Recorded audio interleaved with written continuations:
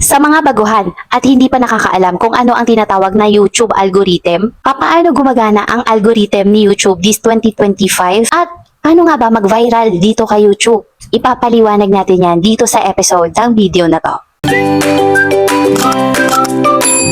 Hi guys! Welcome back sa aking channel. Kung bago ka dito, ako si Jem at gumagawa ako ng mga tips para sa mga aspiring YouTubers. Alam mo ba na ang YouTube algorithm ang siyang magdidikta kung magbaviral o hindi ang video mo? Kaya sa video na to, i-share ko sa inyo kung paano ba gumagana ang algorithm ni YouTube this 2025 at paano mo to magagamit para lumago ang YouTube channel mo. Unang-una mga ma'am sir, alamin muna natin kung ano ba ang tinatawag na YouTube algorithm. Para sa mga hindi pa po nakakaalam, ang YouTube algorithm, ito ang sistema na nagre-recommenda or nagre-recommend ng mga videos natin sa mga viewers. So saan nire-recommend? Nire-recommend yung mga videos sa home, search, at suggested videos sa YouTube. So ang pinaka-goal nito ay para ipakita sa mga viewers ang mga videos na siguradong magugustuhan nila para mas lalo silang tumagal dito sa platform. So ngayon dumako naman tayo, ano-ano yung mga key metrics na tinitingnan ng algorithm ni YouTube. Na kung saan guys, itong mga key metrics na to ay matatagpuan sa inyong YouTube Studio. Kaya sa mga baguhan, I suggest na magkaroon kayo or i-download ninyo, mag-install din kayo ng tinatawag na YouTube Studio para ma-monitor ninyo yung inyong analytics at itong mga i-discuss natin na key metrics na tinitingnan ng algorithm ni YouTube. Number 1 na key metrics na tinitingnan ng algorithm ni YouTube ay ang tinatawag na click-through rate or ang CTR. So sa mga hindi pa po nakakaalam kung ano yung click-through rate or CTR, so dito sa CTR, tinutukoy nito kung ilan yung mga nag-i-click sa video mo kapag nakita nila yung thumbnails at title. Yan po yung tinatawag na click-through rate or CTR. Pangalawa na key metrics na tinitingnan ng algorithm ni YouTube ay ang watch time at retention. Watch time at retention, tumutukoy ito kung gaano katagal nanonood yung mga viewers mo sa video mo bago sila umalis. Umalis, umixit, or i-close yung video mo. Lastly, pangatlo na key metrics na tinitingnan ng algorithm ni YouTube ay ang tinatawag na engagement. Tumutukoy naman ito sa mga likes, comments, shares, at subscriptions ng mga video natin. So yan pong tatlo na key metrics na yan po yung tinitingnan ng algorithm ni YouTube every time na gumagawa tayo ng mga video. Kaya sinasabi ko sa inyo mga ma'am sir na ang paggawa ng content, ang paggawa ng video ay hindi yan yung pwede na yan. Hindi pwedeng, hindi mo pinagplanuhan, hindi mo pinag-isipan. Dahil ini-evaluate din po ni YouTube or ng algorithm ni YouTube yung mga video natin. Kaya ito, isang tip to guys na mabibigay ko sa inyo. Kung gusto nyong mai-recommend ni YouTube yung mga videos ninyo, kinakailangan na mataas yung ating CTR at watch time. Okay, next, paano naman to gumagana this 2025?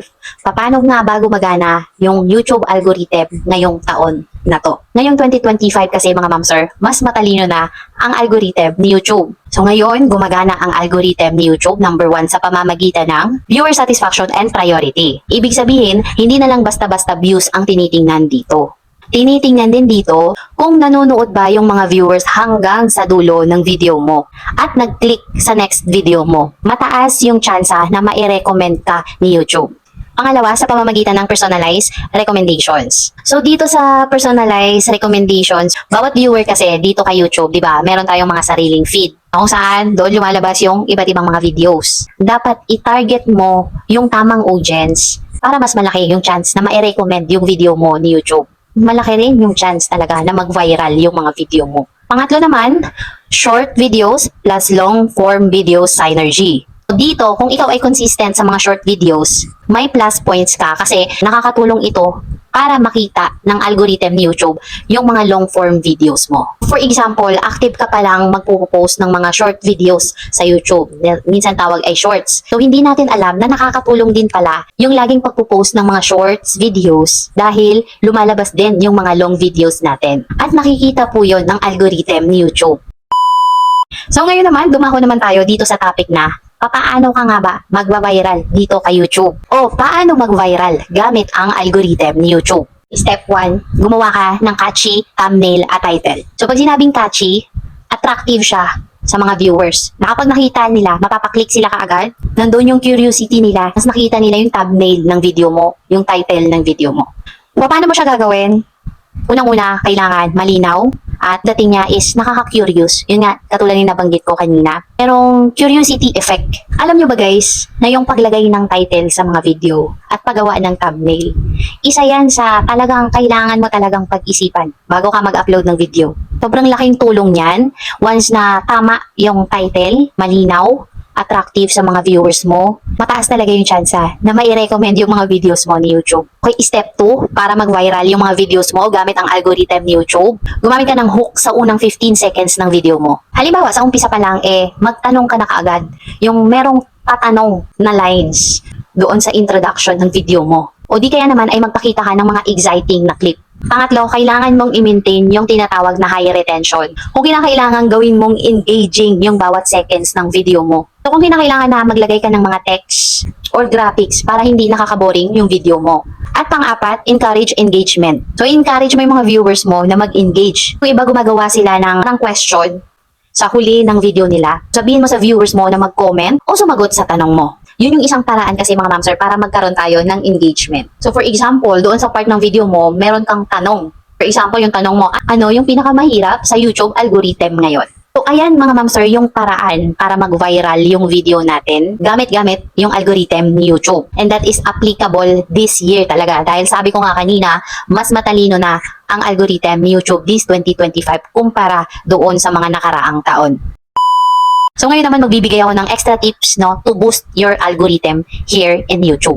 So parang bonus tips na lang po ito sa inyo mga ma'am sir, lalong-lalo na sa mga baguhan, mga aspiring YouTubers na nanonood sa atin. Number 1, lagi ko tong sinasabi, number 1, consistency. Kung sobrang busy ka, kahit man lang once a week, importante nakikita ni YouTube na active ka, na active yung channel mo. Ang importante po ay meron tayong regular uploads. Number 2, gumawa ka ng playlist. So magkaroon ka ng playlist strategy. Pamamagitan kasi ng paggawa natin ng playlist sa ating mga YouTube channel. So, ginugroup kasi natin yung mga videos natin. Kaya kapag may mga viewers na nanood sa atin, lahat na ng mga videos natin ay po pwede nilang mapanood. At ang pangatlong tip ay ang cross-promotion. Sa cross-promotion, mga ma'am sir, pwede kang gumamit dito sa pamamagitan ng shorts, mga community mo. Pwede kang mag-post, community post sa mga social media platform mo, sa ibang mga social media account mo para madala yung mga viewers mo doon sa video mo or sa mismong YouTube channel mo.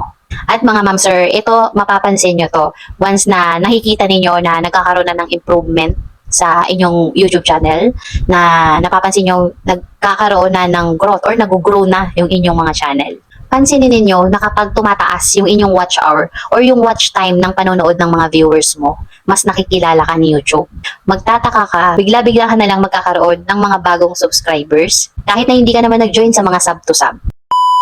So, ayan po mga ma'am sir ha, ngayon alam nyo na kung paano gumagana ang algorithm ni YouTube this 2025. Mas madali mo nang mapapalaki yung channel mo at mas malaki na yung chance para mag-viral ka. At least nagkaroon ka na ng konting idea kung paano mo ba gagawin at sisimulan to. Kaya naman kung gusto mo pang matuto ng mga YouTube growth strategies, huwag mong kalimutang i-like, mag-subscribe at i-hit yung notification bell natin dyan sa ibaba para hindi mo ma-miss yung mga next tips dito kay YouTube. And guys, remember, huwag mo nang antayin ang perfect timing, simulan mo na at hayaan mong tulungan ka ng algorithm ni YouTube. So yun guys, thank you for watching and see you on my next video. Bye po!